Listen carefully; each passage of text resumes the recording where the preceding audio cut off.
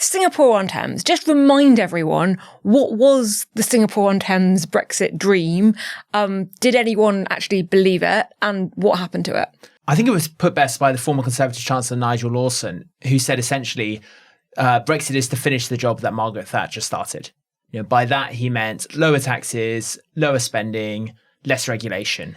And this was a cause that was embraced by a lot of Conservatives, some who voted to remain, actually, the Britannia Unchained crowd, really, who saw Brexit Are you talking about Liz Truss? Yes, Liz Truss, among others, who saw Brexit as a means rather than just an end, that it was as much about transforming the UK's domestic model as it was about leaving the EU's institutions.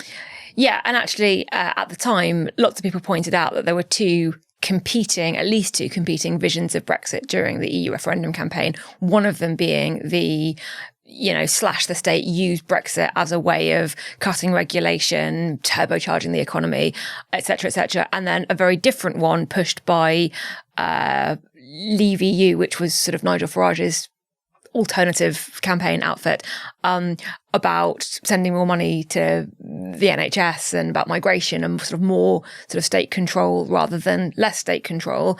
And it was never really clear during that campaign how those two visions would align. And it certainly wasn't clear how they would align after Brexit, when we had a series of successive Conservative prime ministers who kind of, I think, really tried to do everything with Brexit and ended up not really doing anything. Now, that's how the Conservatives handled Brexit. Now we've got a Labour government that has been very clear that they're not going to refight the EU referendum wars. And actually, even if it's popular within the Labour Party, like, that's been off the table since the beginning. And yet you write in your piece, the political vision that they have, the direction that they are moving Britain towards, actually has quite a lot in common with the European neighbours that we voted to depart from. Exactly. So if you look at where tax levels are due to reach by the end of the Parliament, it puts us within touching distance of the Netherlands and Germany. This is new territory for the UK.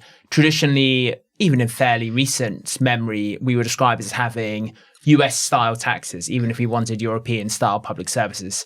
Now we're getting European-style taxes, and people hope eventually European-style public services. And public spending similarly is at an elevated level. Now, this is a trend that started under the Conservatives. I think the difference is that was explained away by Tories then as a temporary blip caused by the emergencies of COVID-19 and the energy price spike.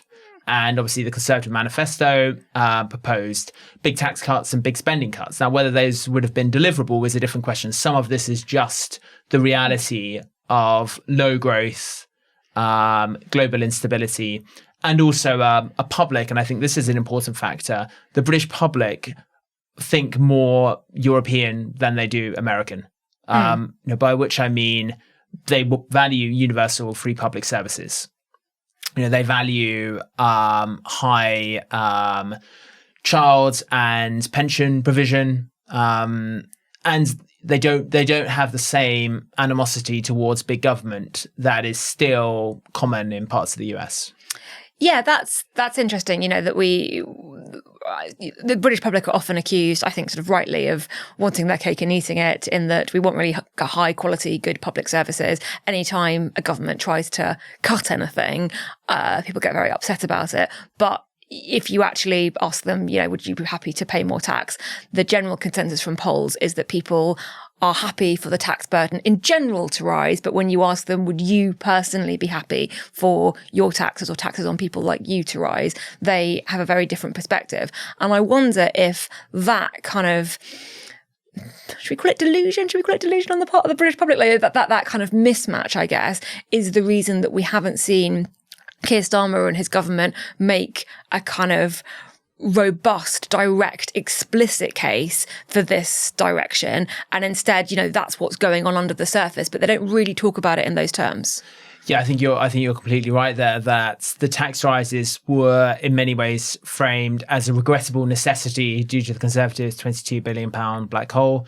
At times, though, you do get cabinet ministers. Rachel Reeves did some of it in the budget spending review, her conference speech, of dividing lines, saying, look, if the Conservatives oppose the big public sector pay increases, be my guest. And they are happy to sometimes pick clear fights with the Conservatives. They have made a clear choice to spend far more on public services than the Conservatives would have done, and basically accept that taxes will have to rise to pay for that.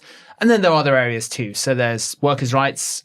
Tony Blair once said that he wanted to campaign to persuade the rest of Europe to adopt flexible labour markets. The Employment Rights Bill, currently going through Parliament, takes us in a more continental direction. Yeah, tell us a bit about what's in that bill, because we have talked about it on the podcast before, but this is like landmark legislation. This is going to fundamentally address the balance between employers and employees, right? Yes, exactly. So it would ban exploitative zero-hours contracts, as Labour calls them.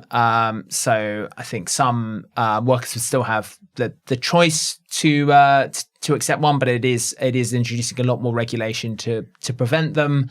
It would ban fire and rehire, and it would grant all workers full rights from day one on paternity, maternity leave, sick pay, and so on. And I think there are some critics and supporters of the bill who expected it to be significantly watered down before it received royal assent. That hasn't been the case. There have been some tweaks to it around how it would be implemented, but in some areas it's actually been strengthened. It's not taking us in a sort of fully European direction, but it is a step change, I think, from the classically British flexible model, where almost the model, and some refer to us as pound shop Britain, the model has been to allow companies to access labour as cheaply as they can. Yeah, it was the P&O ferries fire and rehire incident that I think really radicalised some members of the government. Okay, we've done tax and spend, we've done workers' rights. Tell us about state ownership. Yeah, so I think another classic dividing line between Europe and the UK was our reservations around public ownership. Very, very common in much of Europe. But not in the UK. Now you have Ed Miliband boasting of launching the first publicly owned company for 70 years. That's GB Energy, the first publicly owned energy company for 70 years. And you're also seeing rail franchises, some of which have been owned by Europeans, by other governments by in the other French countries, or Dutch or Italian states, now being reclaimed by the British states. Again, it's not an unraveling of the Thatcher era privatizations, but it's saying public ownership is back as a tool of policy. And again, that takes us closer to the European norm. And it's why you're seeing such a fierce debate over water nationalisation, for instance, because you've set a precedent there. British Steel would be another example. The government intervening to effectively nationalise steel. Again, the kind of move that wouldn't have been surprising in France, Germany, Italy, in equivalent core industries, but is out of line with what you might have seen as the British norm. Well, steel intervention there, that was maybe not driven, but that was influenced in part by Nigel Farage and Richard Tice sort of going up to Scunthorpe and going, you've got to do something. We would do something. We would take it into full ownership. And I wonder how much of this direction, how does it relate to reform? Because you talk about Brexit at the start of the piece as being a decision that could have taken us sort of further away from Europe. Now we've got sort of the ultimate Brexiteer party. I mean, they were called the Brexit Party until they changed their name to Reform, who are the sort of main challengers to the government and were really, along with the Conservatives, attacking the deal, the trade deal that the UK government signed with the EU. So how do they fit into all of this? Have we got two competing visions of Britain, or is the reform vision of Britain actually a kind of mixture of Singapore-on-Thames and state intervention if they're going up and saying you've got to intervene and keep the steelworks open? Yeah, I mean, reform in many ways embody the contradictions you were referencing at the start, and they do cling to some of the Singapore-on-Thames mythology in terms of wanting lower taxes, lower public spending, certainly in many areas, and lower regulation, but at the same time embracing public ownership. They've called, I think, for 50% of energy firms to be in public hands. Farage is talking about reopening Port Talbot.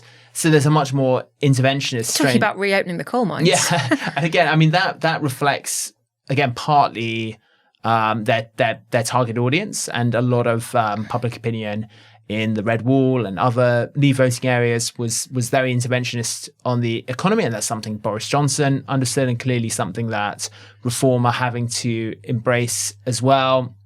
But I think in terms of Labour, it's really been driven by their long-standing ideological preferences, and then by just the hard-headed policy reality, which is that particularly with an aging population and with rising public expectations on services, it's very hard not to have higher taxes and higher spending unless you make a conscious, almost US-style attempt to radically reduce what the state does. Well, and they tried that with the winter fuel allowance, and it didn't go particularly well. Yeah, they tried something, yeah, exactly. And they tried it with welfare. Yeah.